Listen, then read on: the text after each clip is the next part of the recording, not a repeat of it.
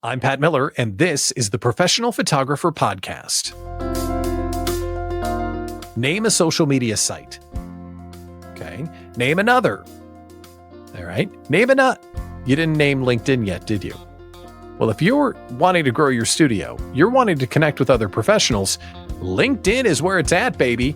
But we don't talk about it very much. I mean, when's the last time you really sat down and thought, what should I be doing on LinkedIn, and how can I unlock the opportunity to meet with the people that can hire my studio for big time business? That's all waiting there on LinkedIn. And on today's episode, we're going to talk with Donna Serdula. She's a LinkedIn expert, and she's going to go through what should we put on our profile? How should we engage with other people? How could we show off our work so people can see our beautiful photos and get interested in what we're doing? And then how do we strategically build our network to meet the people that we need to know to continue to grow? And that rhymed. I didn't even do that on purpose. We're just on fire today because I'm psyched to be talking about LinkedIn. It's an important social media platform for your professional life. And if you've spent not enough time developing it, today's show is for you. Grab your notebook and get ready to get down with LinkedIn. We'll be back with Donna Serdula after this. Donna, welcome to the Professional Photographer Podcast. How are you today? I am doing great, Pat. Thank you so much for having me. Well, thanks for coming because we have so many questions about LinkedIn. And I'm not sure if everyone knows how to use it, not only for professional connections and development, but also for showcasing their work, which is such a big opportunity. Our time today will be powerful because of that. And we're going to explore how to expose our work and build a professional network. But I want to begin all the way at the beginning and discuss the platform itself. How should we, as professional photographers, think about using LinkedIn? Yeah, I think a lot of people, and this isn't just photographers, but I think a lot of people think of LinkedIn as a place to go when you're looking for a job. And that is an issue. This isn't a place that you get on when you're looking. It's a place that you should always be on because it's your network. It is a place to go to not only build a network, but to network with people, to be seen, to get heard, to demonstrate your expertise. It's such a powerful platform. And one of the reasons that I think it's so great is it's for professionals, right? It's not just a place that you're going, for personal reasons, to find out what's happening on television or what's going on in politics. This is truly it's for your career. It's a professional platform. And because of that, the people that are on it are also like you. They're professionals, they're entrepreneurs, they're business people. And so it's a great audience to tap into. We have our personal life and we have our work life. And in our personal life, we've got social media apps and sites for that. Mm-hmm. In our professional life, LinkedIn is the undisputed leader for our professional life. But it seems like it's, not as mainstream as Instagram and Facebook and others. But it's trying really hard to become more of our everyday presence. Yeah. Do you sense that as a LinkedIn expert that they're trying, but they're not quite there yet as opposed to the other platforms that are out there? I feel that LinkedIn has absolutely clawed to the forefront, but it has taken a long time to do so. I mean, when I started my business in 2009, I remember telling my family, my friends, "Oh, I'm starting a business and it's all about LinkedIn." And they were like, "Lincoln? Like Abraham?" Like they had no idea. This was 15 years ago. And LinkedIn had been around for quite some time at that point. It was formed in 2003. So, I mean, by 2009, it had been pretty much cemented. And yet very few people had heard of it then. I do feel that right now, LinkedIn has the biggest audience they've ever had. I think they are absolutely seen as a player. I think where LinkedIn is right now is they want more share. They are working really hard to make that LinkedIn platform sticky. They want people to come. They want people to stay. That's why they've introduced games onto the platform. And they're really trying to make that LinkedIn feed something that a person is compelled to go, to scroll, to comment, and to be there, in a way of, networking.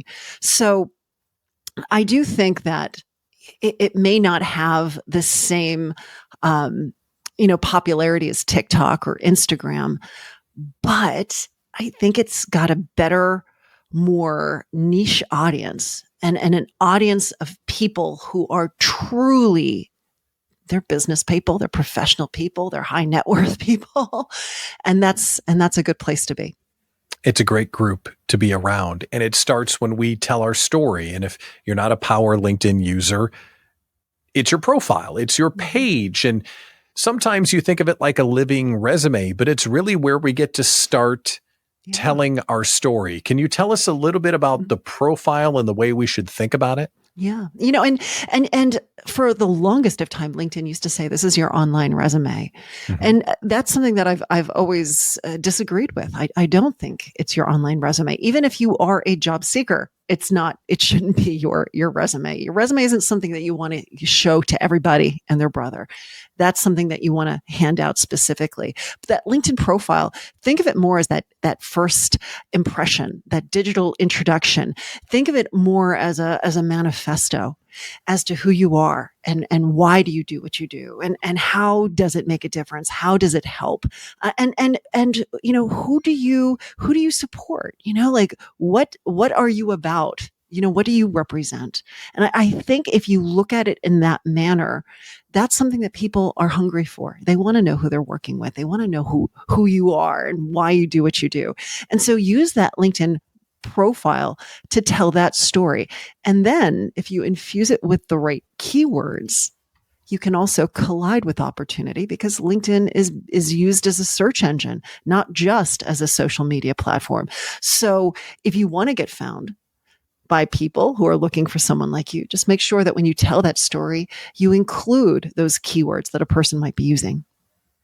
Now, I'm scraping my brains off of the wall because you described a profile in a different kind of way, that this is almost a personal brand, that this is really who we are and what we're about. And that is different than I've heard other people describe that portion of the platform. Yeah. A lot of people will say, copy and paste your resume, or, this is the biggest sales page of your life, make it as salesy as possible. I really do believe that if a person wants to be sold, they're going to go to your website. They're going to go to a landing page. But if they have visited your LinkedIn profile, they want to learn something a little bit more deeper about you. And they may already be sold. They really want to work with you. But now they're doing that due diligence to really see, is this person who they say they are? Is this person someone that I can see myself working with? Is this person someone that I like and I trust and I want to work with? And so it needs to be different messaging. And that is an issue where it's hard, even with AI, it's hard to write about yourself. Yes. It's hard to figure out what that story is. And so oftentimes people will generate text, or they'll just find something that was written, ages ago, and they'll just copy and paste it. That's why we see a bio or a resume in there, because it's easy. Copy and paste, you're done. But when you do that, you're missing out on a great opportunity. You're motivating me here, because if I'm hearing you correctly, it's putting authentically who you are on that page, which may, I don't want to say alienate, but it may turn off some people who aren't your ideal clients or partners. Yes. And that's okay, because you're being yourself. Yeah. But I'm really belaboring this point because that happens all the time on a personal page. I'm a Chicago Bears fan, and if you don't like it, too bad. But in a professional setting, it's, I'm a high achiever, hard charger, I'll work with anybody. And we don't often, or at least I don't see people often, say what they're not for or what they're really for in a professional environment. It seems more vanilla than that usually. Yeah. And I do believe that we will there's going to be people out there that don't resonate, that but you don't want to work with them. Find your tribe. Your tribe is out there, and if you tell the story that is true, authentically yours, you will attract the people that want to work with you and that you want to work with. It's really taking that scarcity mindset and switching it to that abundant mindset and saying there is definitely enough work out there. There is there's a big enough audience out there. Let me shine in my own unique way, and let me attract what the people and types of businesses that work with me. Yeah, I love that. So we are off to a killer start, because I'm really just like taking notes. You just can't see it. This is awesome. I want to ask one more question before we get into some of the other parts of the interview, because we're going to talk about how to expose our photography work online, how to make power connections and find our ideal clients. We'll get to all that. But I want to draw attention to something that is said around the LinkedIn campfire, right? Imagine we're all sitting around the LinkedIn campfire. It's, oh, you can't post something like that on LinkedIn. This is a professional environment. Oh, you can't have fun on LinkedIn. Like, do you know what I'm saying? Like, do we have to be super selective about the posts and the comments that we make? Or is it really, as you just said, be yourself, and if they don't like it, too bad? Within reason. I do believe that you want to be, authentically yourself. You want to shine. You want to, be you. That's important. But also recognize that this is a professional setting. And there are certain topics that just, if you want to talk about them, I'm not saying don't talk about them, but maybe talk about them on Facebook or Instagram. Go to a network that supports that, that type of conversation. On LinkedIn, I do want you to keep it professional. But with that said, when you are in an office or you are with colleagues, there are certain things that you'll absolutely talk about.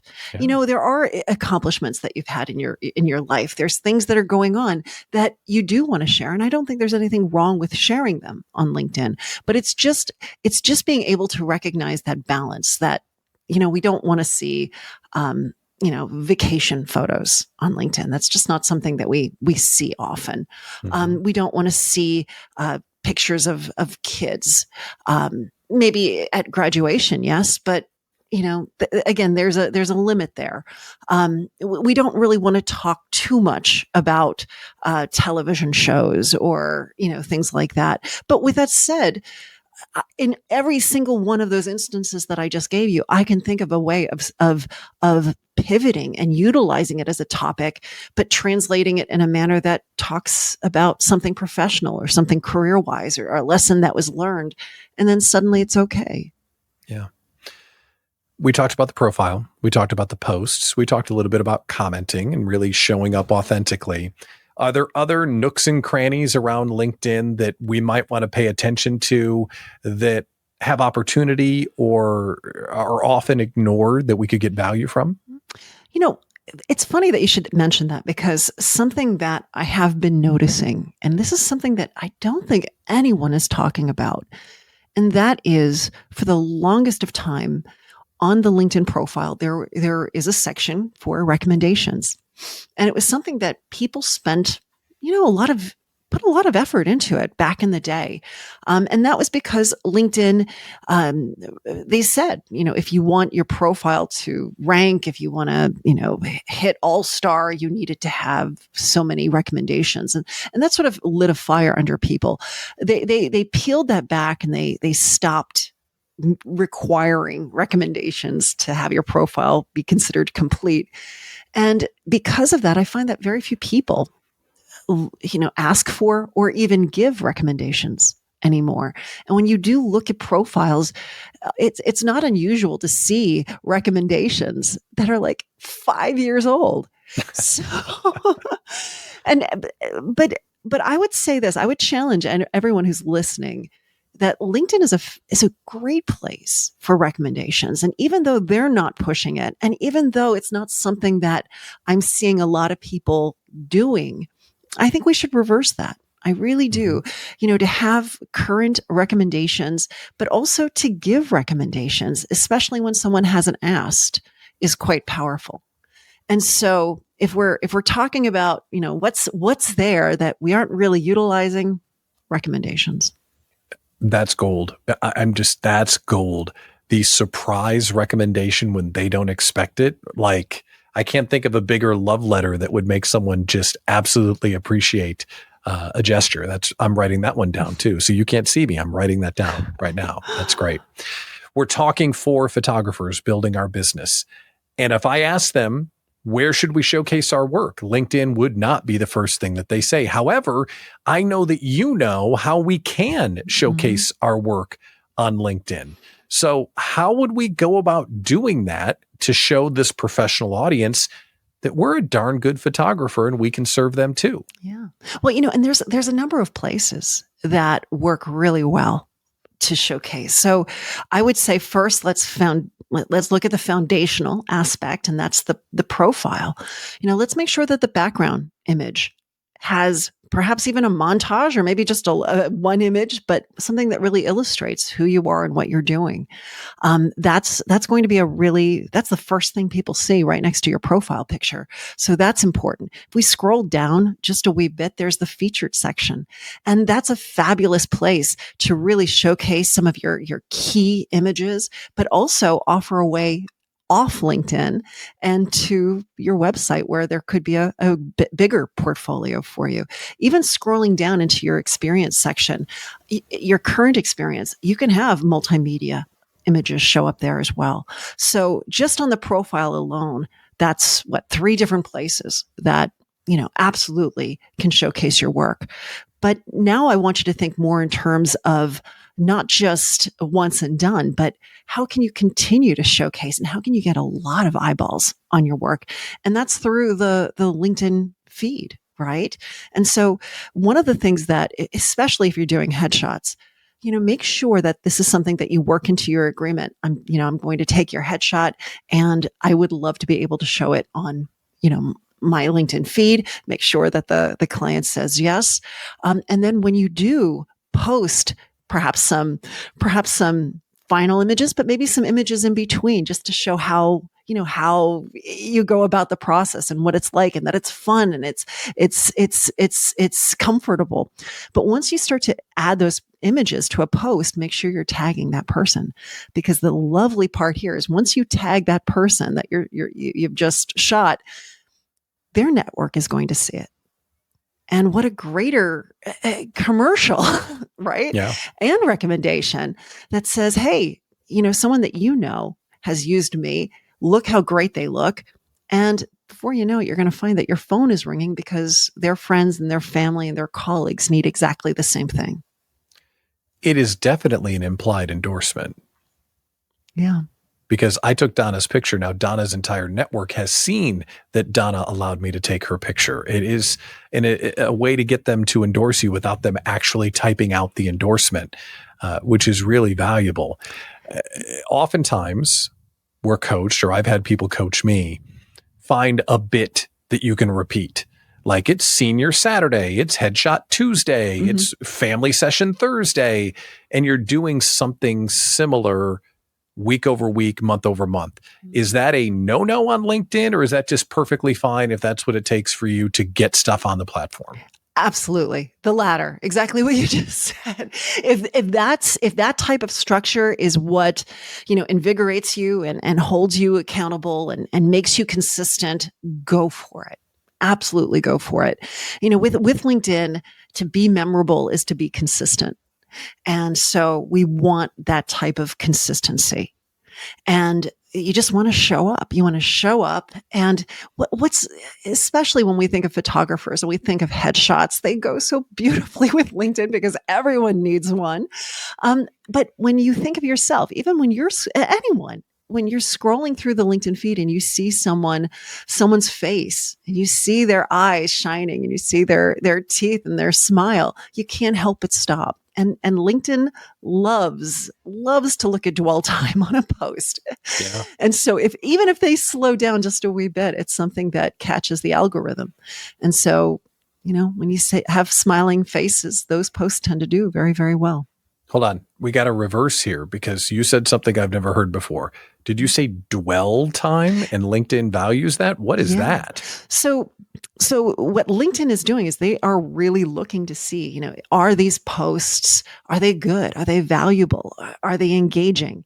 And LinkedIn has a number of different things that it looks at. And one of which is dwell time. So did you pause? Did you spend a bit of time on the post?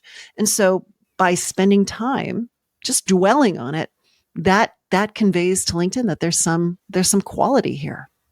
And so that's a good thing. Now, at one time, dwell time was really, really huge. It's not as huge as it used to be, but they still factor it in. So a person who slows down and spends time on your post, that means something. By reposting a person's post, that again contributes to quality. Someone who saves the post, bookmarks the post, if they send the post to someone, they comment on the post. These are all actions that a person has taken, and that conveys to LinkedIn, hey, this post is good. And that's what LinkedIn wants. LinkedIn wants quality.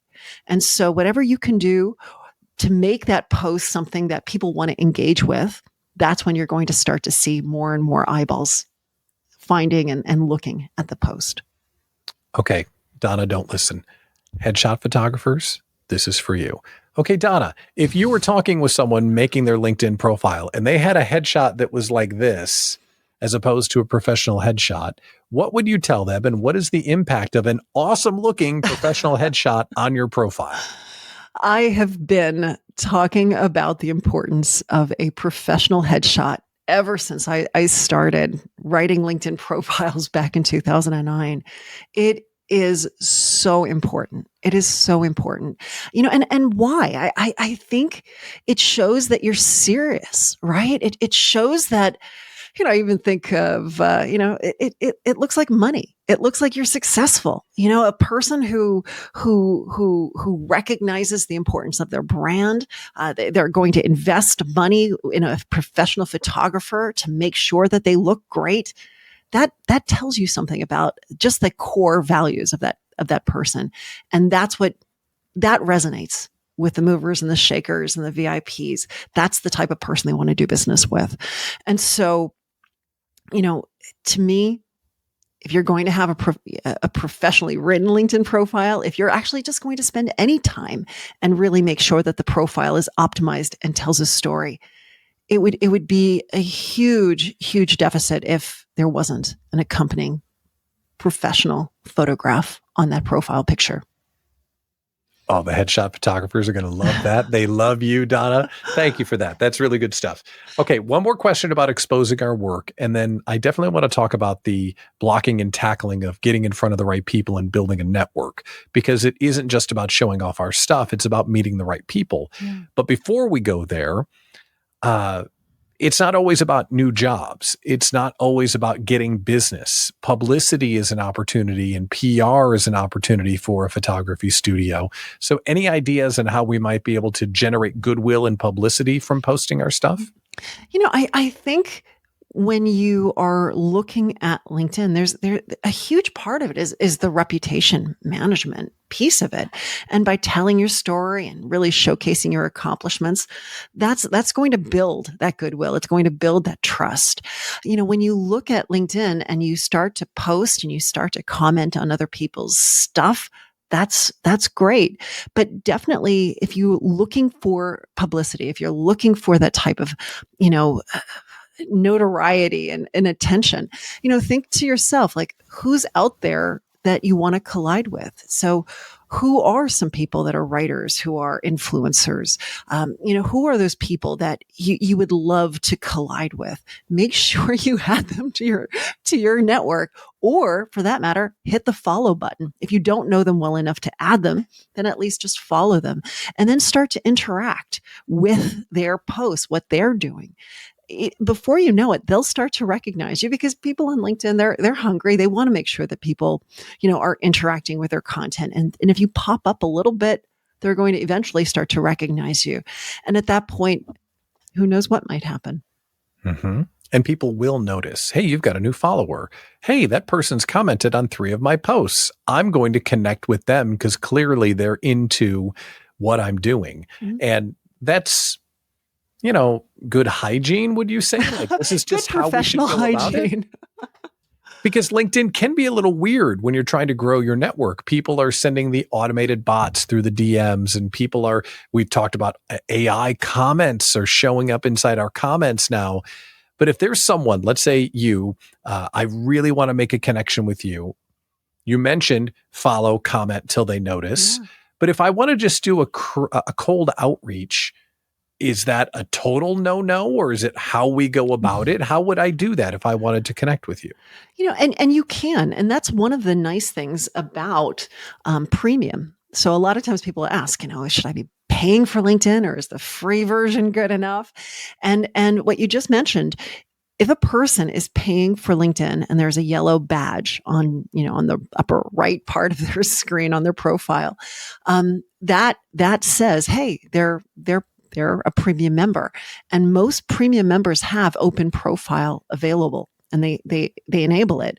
And what open profile means is anyone can message them on LinkedIn. And that's a good thing. So that's a great opening. You're not even, you don't have to be premium if you just make sure that you're targeting people who are premium. And in that situation, you can absolutely hit the message button, and you'll know that you're getting a free message because it will say on that message, this is a free message because they're an open profile user. But at that point, absolutely reach out, but reach out in a manner that's human, right?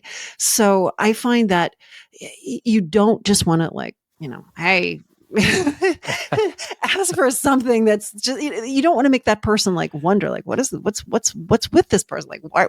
But really, if you have something to say, if you want something, be very specific, be very quick, very succinct, and lob it out there. And then if they don't message you back, be persistent, message again and again. And, you'll find that, if you're doing it with a good, giving, true type of spirit, people will reach out and respond.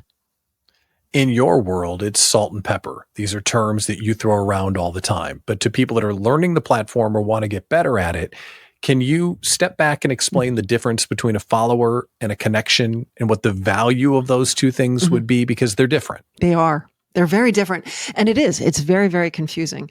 So at one time in the LinkedIn universe, they only had connections. And so I would send you an invitation to connect, and you would accept it.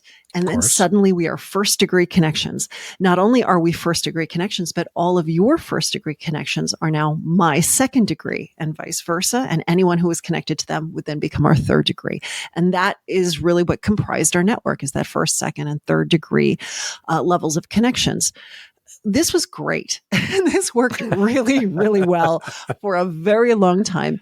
But suddenly LinkedIn started to really push the LinkedIn feed. The LinkedIn feed became really important, just like it is on Facebook and Instagram and the old Twitter and the now X. But what happens is not everyone wants that two-way type of connection where you see my updates and I see your updates and all of that good stuff. Sometimes we just, I don't know you, but I really do want to pay attention to what you're doing. And that's where the follow button came in. So a connection, that's a two-way. We're both getting each other's streams of activity on LinkedIn. But when I follow you, only I'm subscribing to your updates, and that's what I'm getting, but you're not getting any of mine. And we're not sharing a network. So that's the difference. I hope that made sense. So think of it like connection is two-way, follow is one. That is awesome. Thank you for sharing that. Here's a just for real question, and you don't have to answer it if you don't want to, but do you connect with people that you don't know? So I have close to 30,000 first degree connections. Oh my gosh. So that should pretty much give you an idea. I've changed. I have changed quite a bit over the years. I mean, and I joined LinkedIn in 2005. So I've been on it for a very long time. And when I first joined, it was important to connect with everybody and their brother. because I wanted to be in as many networks. I wanted to get found and I wanted to be heard. I wanted people to be able to see my updates and my posts. But that was back in the day when there was only a connect button. So things have changed. Now that there's a follow button, it's not as important to collect all those connections like we used to.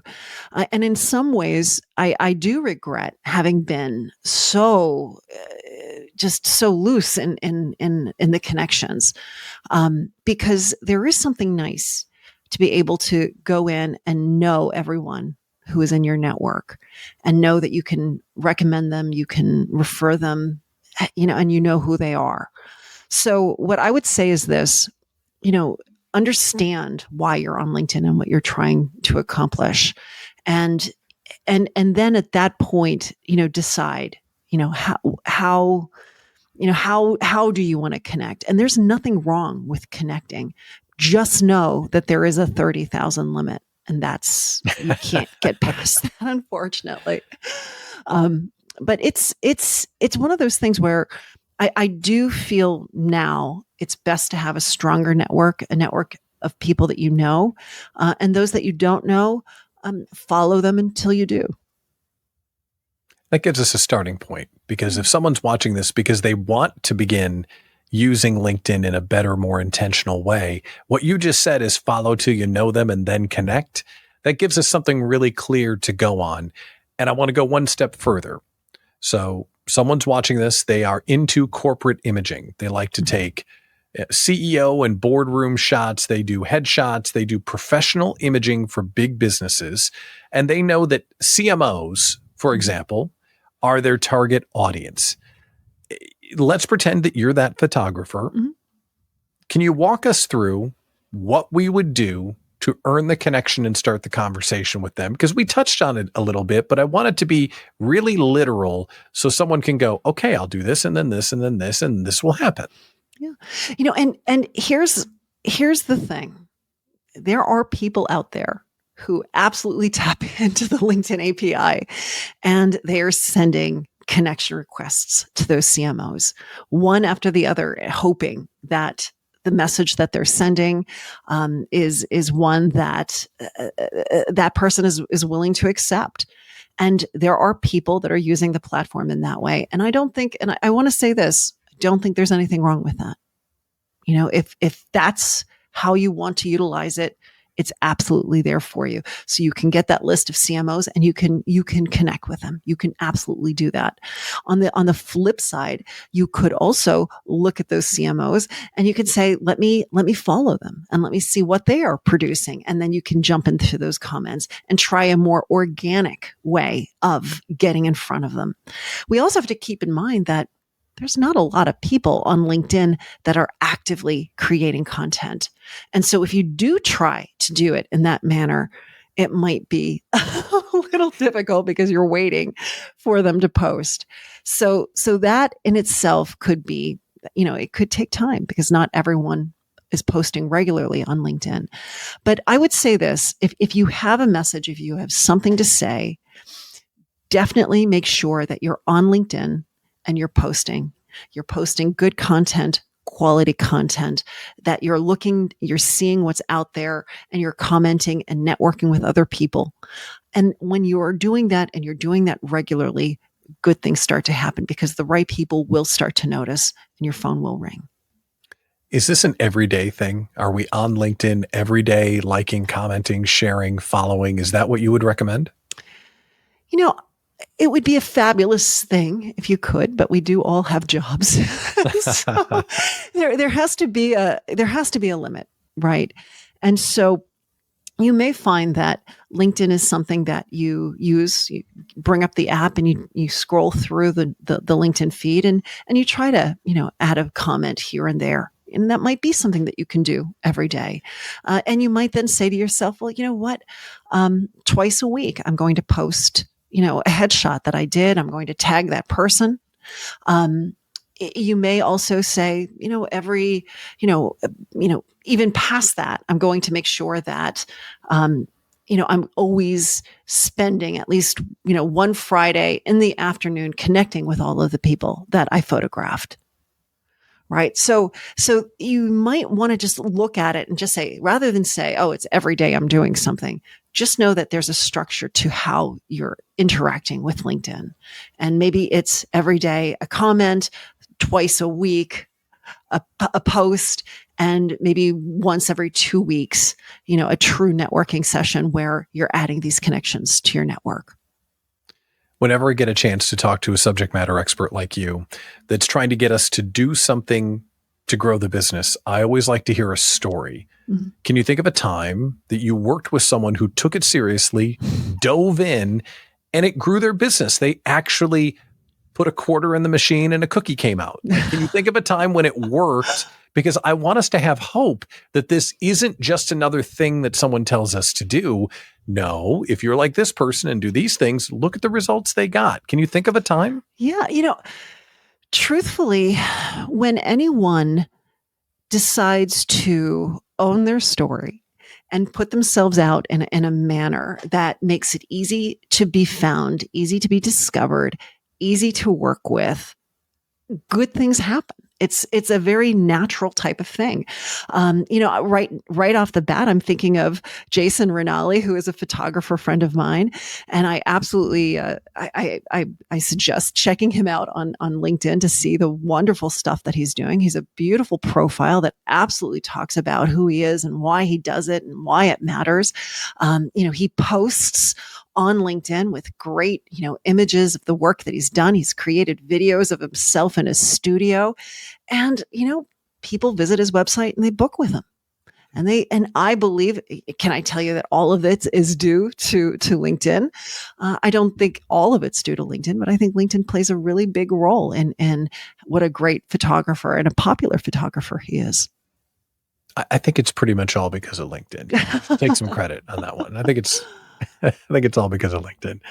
This has been a great discussion. I could talk to you for another 2 hours about LinkedIn pet peeves and questions and comments, but I know we're going to get the chance to learn from you in the coming months. So thank you so much for coming on the Professional Photographer Podcast. I really appreciate it. Oh, Pat, thank you so much for having me. Thanks for tuning into this week's episode of the Professional Photographer Podcast. I got some LinkedIn homework to do, and I would imagine you do as well. I'm already looking forward to next week's episode, but before you go, make sure you subscribe to the feed, click the like button, and please leave us a comment. That way we know wherever you're watching, we know what you're enjoying and which topics are resonating with you. That feedback will help us create better episodes in the future. And if you're not yet a member of Professional Photographers of America, you're truly missing out. PPA offers incredible resources like equipment insurance, top-notch education, and a supportive community of photographers ready to help you succeed. It's perfect for photographers who are serious about growing their business in a sustainable and profitable way. At PPA, you belong here. Discover more about membership at ppa.com. That's ppa.com. You can also follow them on LinkedIn. They have like a zillion followers. I'm Pat Miller, founder of the Small Business Owners Community. Thanks for joining us on this episode and on this educational journey that we're on. We're really working hard to try and help you build a better business.